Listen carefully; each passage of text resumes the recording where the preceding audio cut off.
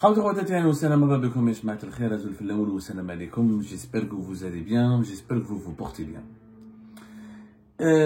Hier, le 13 janvier 2025, un important parti politique français, qui s'appelle la France Insoumise, un parti de la gauche française, extrêmement respecté par les membres de la communauté algérienne en France, très populaire auprès des binationaux et des Algériens de France, dont le leader s'appelle Jean-Luc Mélenchon, qui est l'une des figures politiques de premier rang en France, candidat plusieurs fois aux élections présidentielles françaises, qui est très connu aussi en Algérie, la France Insoumise, c'est le parti de la gauche.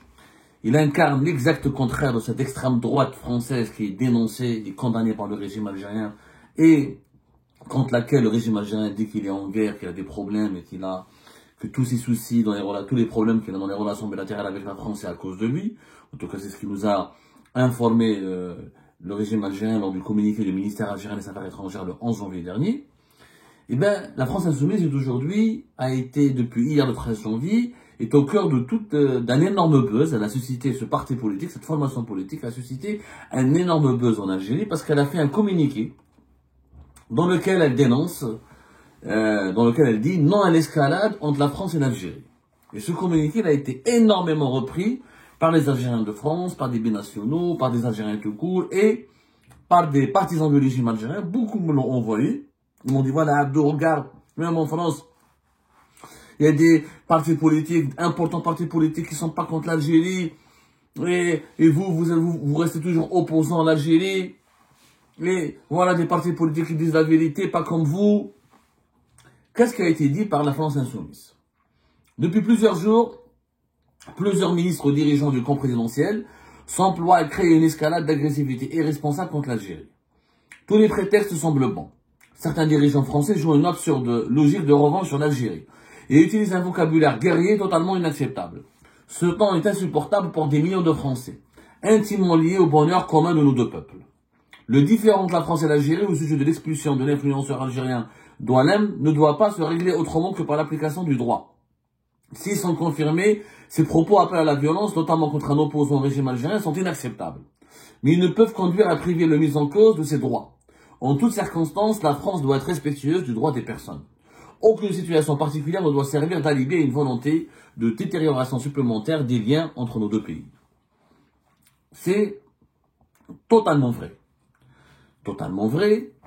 La France Insoumise de Jean-Luc Mélenchon dénonce donc, elle estime qu'il y a un climat d'agressivité, qu'il y a des manœuvres politiques qui visent à saboter les relations algéro-françaises, que l'Algérie est un alibi, est un prétexte utilisé par certains dirigeants de l'État français proches d'Emmanuel Macron et qui ne sont pas de la gauche, qui sont plutôt de la droite, comme Bruno Retailleau, et qui utilisent l'Algérie pour blesser la communauté algérienne en France et qui aggravent les mauvaises relations avec l'Algérie pour une simple haine de l'Algérie ou parce qu'ils ont un problème ou un différend personnel avec l'Algérie. La manière dont Bruno Retailleau, qui s'est illustré depuis son entrée au gouvernement par ses attaques contre l'état de droit, ou pour réhabiliter la colonisation, entretient l'escalade et tente de forcer la confrontation, est aussi abject qu'irresponsable. L'accord algérien de 1968, qui régit les conditions de circulation et d'installation entre nos deux pays, et auquel sont pris Éric Ciotti comme Gabriel Attal, Gabriel Attal, c'est l'ancien Premier ministre français, et Éric Ciotti, c'est l'un des leaders français les plus importants de la droite française, a déjà été complètement vidé de sa substance depuis cette époque. Les attaques contre lui ne servent qu'à alimenter des fantasmes irresponsables et blessants pour nos deux peuples. Avec l'Algérie, comme avec d'autres pays d'Afrique, le renoncement à toute posture de domination néocoloniale est la base de toute relation équilibrée, c'est-à-dire égalitaire et respectueuse de chacun. Après avoir repoussé la France de partout sur le continent africain, ce pouvoir, il parle du pouvoir d'Emmanuel Macron, veut-il opposer à présent notre propre peuple avec tous nos proches, voisins et parents par des provocations qui l'affligent dont il ne veut pas. Nous exprimons notre inquiétude et notre vive opposition à cette escalade insupportable pour des millions de familles françaises qui vivent une relation directe d'affection et de fraternité respectueuse avec le peuple algérien. La guerre est finie depuis 62 ans. Nos peuples peuvent-ils avoir enfin droit, ou le droit, à une relation normale, faite de respect mutuel et de relations apaisées? Bon, le communiqué est bien écrit. Il fait plaisir. C'est la vérité. La France Insoumise, ce parti de gauche qui existe depuis 2016 et qui, qu'on le veuille ou non, a un nombre de votants important, notamment lors des élections présidentielles. Jean-Luc Mélenchon, je crois qu'il avait dans les 22%. Aujourd'hui, dans le Parlement, je ne sais pas quel est le nombre de votants précis pour la France insoumise, au niveau du Parlement français. Je sais que pour le Rassemblement national, c'est plus de 10 millions de Français. La France insoumise, elle a fait bloc avec un groupe qui s'appelle le Front populaire. Ils sont devenus la première formation politique, mais c'est un groupe de partis. Des études montrent que 62% des électeurs musulmans qui peuvent voter en France ont voté pour la France insoumise, parce que la France insoumise, elle défend la cause palestinienne, elle dénonce les attaques contre la communauté maghrébine, elle dénonce l'islamophobie, etc. Et elle est très engagée dans ces combats-là en faveur des communautés visibles, des minorités visibles, qu'on appelle, à savoir les Français d'origine maghrébine ou d'origine musulmane, de confession musulmane. C'est extrêmement honorable et c'est noble de la part de la France insoumise. Sauf que quand je lis ce communiqué, qui a été récupéré beaucoup par le régime algérien, il y a une condamnation ferme et très violente des dérives des autorités françaises, mais il n'y a pas une condamnation ferme et très violente aussi des dérives du régime algérien. La seule phrase, c'est les propos, s'ils sont confirmés de M. Douanem, ces propos sont appelant la violence, notamment contre un opposant au régime algérien, sont inacceptables. Mais ils ne peuvent conduire à le priver, à priver de mise en cause de ses droits. En d'autres circonstances, la France doit être respectueuse des droits des personnes. C'est la seule phrase où on parle du régime algérien. C'est-à-dire que la France insoumise condamne. Elle condamne les propos de s'ils sont confirmés, de cet influenceur qui appelle au meurtre contre un opposant au régime algérien. C'est la seule phrase où le régime algérien est cité. J'ai beaucoup réfléchi avant de faire cette émission, cette vidéo, mais j'estime qu'elle était juste, elle était nécessaire, parce que je voulais l'adresser à M. Mélenchon, pour lequel j'ai énormément de respect, comme beaucoup d'Algériens de France qui le respectent énormément, et qui apprécient son combat. Moi, je voulais lui dire, si la France, elle est insoumise, pourquoi l'Algérie devrait l'être? Autrement dit, je suis tout à fait d'accord avec lui s'il veut dénoncer les dérives irresponsables et abjectes, comme il appelle, de certains responsables de l'État français, qui nourrissent une certaine agressivité, qu'il estime lui-même, ou son parti, je parle de la France insoumise, injustifié à l'égard de l'Algérie. Ceci dit, j'aurais aimé, moi en tant qu'opposant algérien, en tant que réfugié politique algérien, en tant que journaliste algérien condamné à mort, et dont le régime algérien a kidnappé ses enfants depuis pratiquement 5 ans, j'aurais aimé une forme de solidarité, une forme de objectivité, je dirais même pas la solidarité, de l'objectivité et de l'impartialité, encore plus d'impartialité, une forme de dénonciation, de justice, voilà, même pas de dénonciation, de justice à l'égard du régime algérien. Quand on parle d'escalade, il faut que M. Mélenchon et ses amis soient honnêtes. Ce n'est pas la France qui est uniquement responsable de l'escalade actuelle dans les relations algéro-françaises. Le régime algérien n'est pas suffisamment ciblé dans cette dénonciation faite dans ce dernier communiqué, dans cette dernière lettre de la France insoumise. On parle du dérive d'un influenceur, mais on ne parle pas des dérives du régime. Ces influenceurs sont proches du régime algérien. Ils appellent à perpétuer ce régime. Ils appellent à le renforcer, à le légitimer et à écraser et tuer ses opposants. Pire encore, faut s'attarder sur les faits. Je pense que malheureusement, ce que beaucoup de partisans de la gauche française ne sont malheureusement pas assez honnêtes parce qu'ils ne regardent pas les faits. L'escalade entre l'Algérie et la France, elle a commencé quand? Elle a commencé par des décisions unilatérales du régime algérien. D'abord, le rappel, le retrait de l'ambassadeur d'Algérie à la fin du mois de juillet. Ensuite, une campagne anti-française d'une violence inouïe. Les premières attaques contre la France, les premières attaques qui ont fragilisé les relations algéro-françaises ou franco-algériennes et qui ont nourri la mésentente, les incompréhensions et aggravé les malentendus, elles ont été téléguidées, lancées par les autorités actuelles algériennes, par le pouvoir actuel qui est aux commandes du pays. Rappelons-nous, après l'arrestation de Boualem Sansal, c'est quand même un organe public médiatique algérien, du pouvoir algérien, du gouvernement algérien, qui le 22 novembre a traité la France de macronito-sioniste. a traité la France de macronito-sioniste. Et il a, rappelez-vous, allez-y lire l'APS. Moi, j'aimerais bien que la gauche, que la France insoumise, s'attarde juste sur les faits. Les faits, uniquement les faits. Qu'est-ce qui a été écrit le 22 novembre 2024 par l'APS sur la France et les autorités françaises? La violence, on parle de haine, on parle de lobby, on parle de beauté anti-algérien, on parle de... Ils accusent, ils s'en prennent à des personnalités politiques françaises, ils citent des noms. Il compare Benjamin Netanyahu à Emmanuel Macron et à des autres politiciens français. Il s'attaque au président français Emmanuel Macron. Il le tourne en dérision. Il tourne en dérision la situation politique en France. C'est l'APS qui a commencé, c'est pas l'AFP. L'APS est un organe gouvernemental algérien. Quand un organe gouvernemental traite ou critique et fait preuve de propos très violents à l'égard d'un pays, c'est pas un média privé algérien. Un média privé, un média indépendant, une agence de presse indépendante, elle a le droit de faire ses éditos, de publier ce qu'elle veut. Elle n'engage pas la parole de l'État. Mais un organe public, un organe, c'est comme si demain France 24 ou France 2, le service public ou France 5 vont publier des éditos extrêmement violents contre Tebboune, contre les Chengueleha, contre les hauts responsables du régime algérien. Quelle aurait été la réaction de l'Algérie? Est-ce que ça, c'est pas une escalade? Quand l'APS publie un éditorial, une dépêche, où elle traite de sioniste et elle met pratiquement sur le même pied d'égalité Benjamin Netanyahu, un criminel de guerre, que le président français Emmanuel Macron et un certain nombre de ses politiciens, de personnalités politiques ou dirigeants politiques de l'État français. Est-ce que c'est pas une dérive? Est-ce que c'est pas une escalade? J'aimerais bien que la France insoumise nous réponde.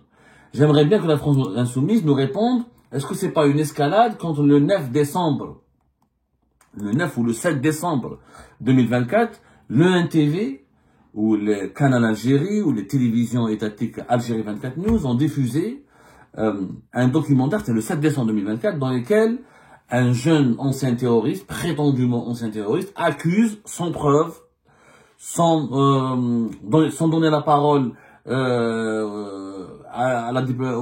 sans donner la parole aux autorités françaises, sans faire une enquête approfondie de ces graves accusations. Donc c'est un documentaire à charge qui accuse les services secrets français de former ou d'avoir tenté de fomenter des actions terroristes sur le sol algérien. Il parle de barbouzerie française. C'est des télévisions publiques algériennes. Ça s'est passé le 7 décembre. Ça, à l'époque, il n'y avait pas encore Bruno Retailleau. Bruno Retailleau ne parlait pas. Il n'y avait pas encore les arrestations des influenceurs. Alors, je vous fais la chronologie des faits. Le 7 décembre 2024. Barbouzerie française, complot des services secrets français, des espions français en Algérie, tentative de former des groupes armés sur le sol algérien. Est-ce que ça, c'est pas une escalade? Et remontons un peu en arrière, revenons un peu en arrière, remontons un peu dans le passé. Allez voir en février 2019. Allez-y, février 2023, excusez-moi. Février 2023. DGSE affaire Amira Bouraoui, avec l'APS, qui a publié une dépêche qui accuse les services secrets français. C'était le 9 février, voilà, le 9 février 2023.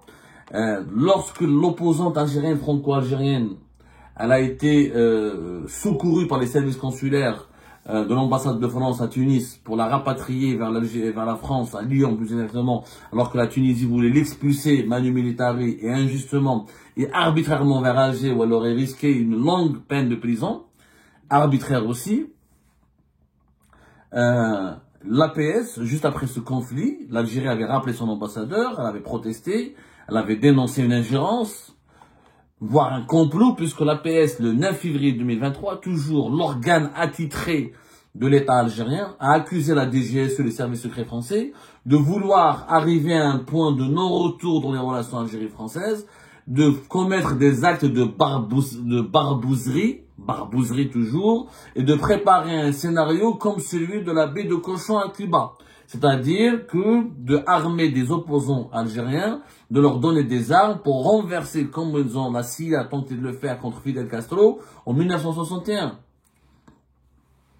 Que ces gens-là sachent que si la France envisage qu'elle peut refaire en 2023 un scénario comme celui de la baie des Cochons, alors là, ils se sont complètement trompés d'adresse.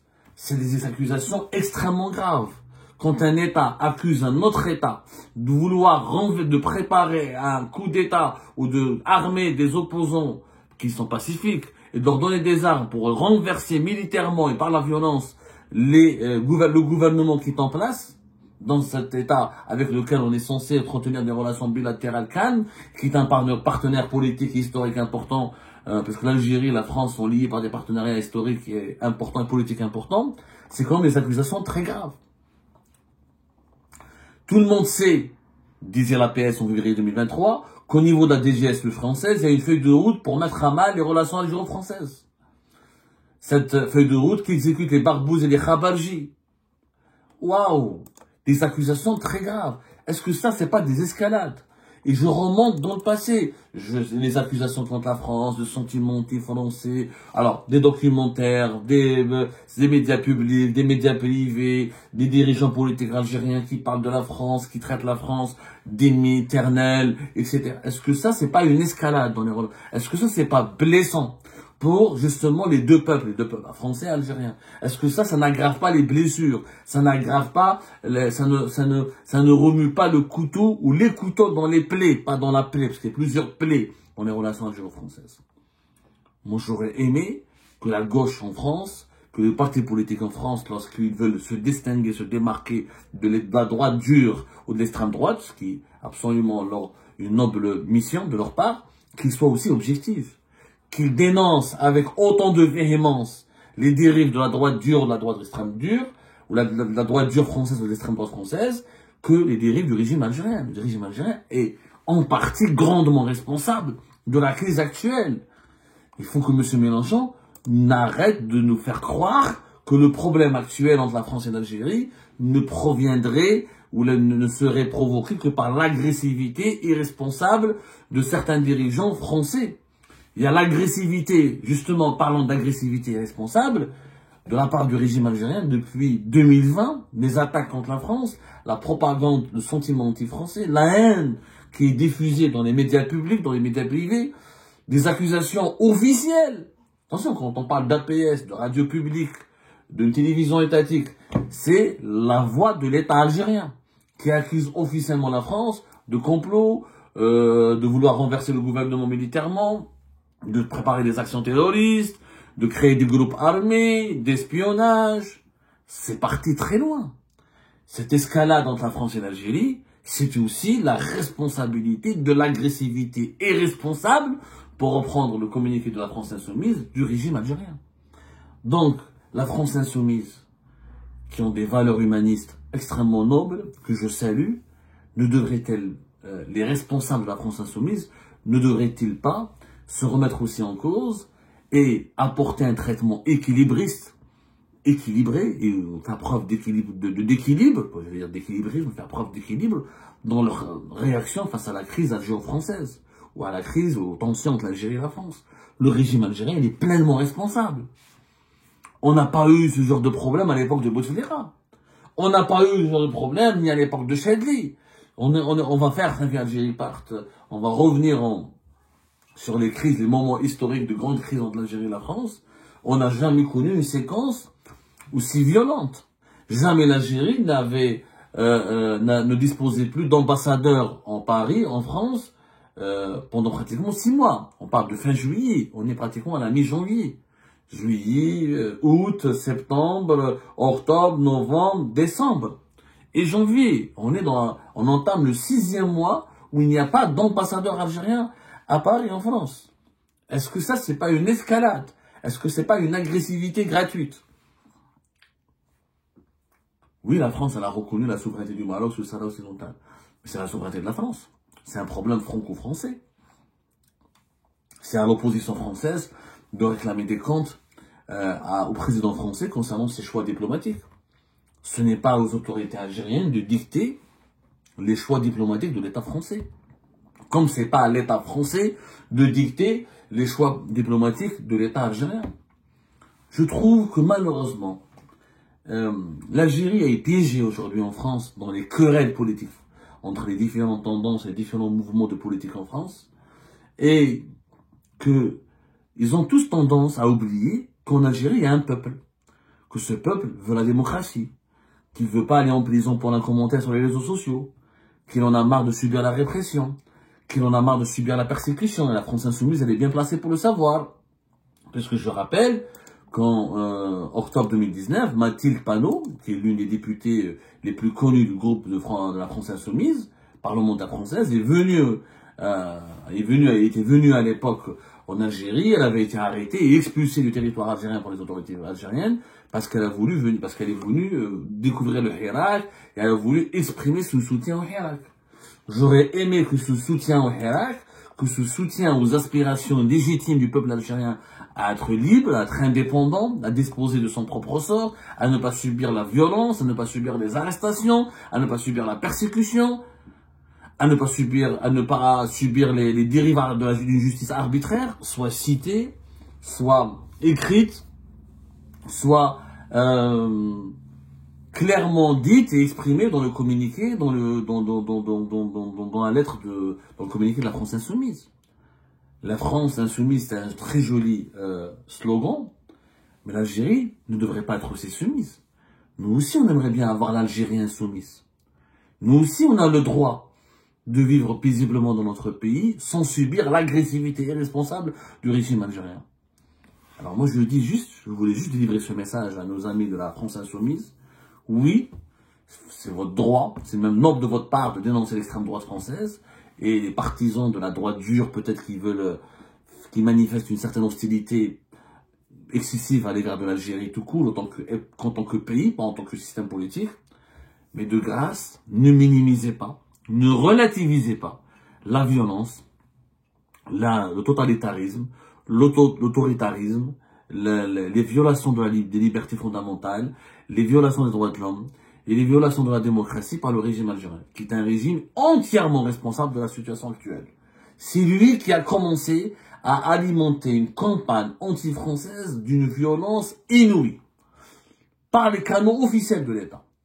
On ne serait jamais arrivé à cette situation s'il n'y avait pas cette campagne de haine contre la France, cette instrumentalisation des tensions avec la France pour détourner l'attention de la population algérienne sur les problèmes internes de leur pays.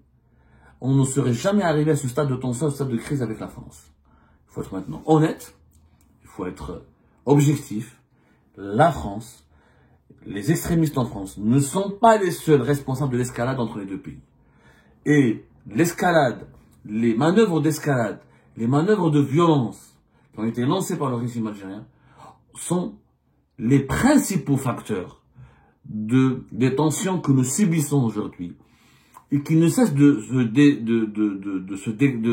dégénérer parce que justement, il n'y a pas une volonté de revenir à la raison en Algérie. C'est-à-dire que on n'a pas aimé le choix diplomatique de la France de se ranger du côté du Maroc. La vie continue. La vie continue, on peut défendre nos valeurs, défendre notre vision de l'avenir du pays, l'avenir du monde, notre doctrine politique ou diplomatique, sans pour autant dépendre des choix diplomatiques de la France. Et je peux ne pas être d'accord avec la France sans la haïr. Je peux contester ou critiquer la politique française sans l'insulter, sans l'injurier, sans l'invectiver, sans essayer à chaque fois de la provoquer, sans essayer de l'accuser ou de la mettre en cause, ou de la mettre, ou de la bousculer, avec des appels à la haine, avec des appels à la violence. Il faudrait que toutes les escalades cessent entre les deux pays, mais pas uniquement l'escalade de l'extrême droite, pas seulement l'escalade dont serait responsable l'extrême droite ou la droite dure et conservatrice française, mais aussi les escalades du régime algérien, qui sont, pour moi, chronologiquement parlant et factuellement parlant, à l'origine de ce climat insupportable, de ce climat de haine et de ce climat de méfiance et de ces tensions qui ont atteint leur paroxysme entre l'Algérie et la France. C'était une lettre que je voulais délivrer respectueusement à Jean-Luc Mélenchon à sa formation politique. J'espère qu'elle sera bien lue et bien écoutée.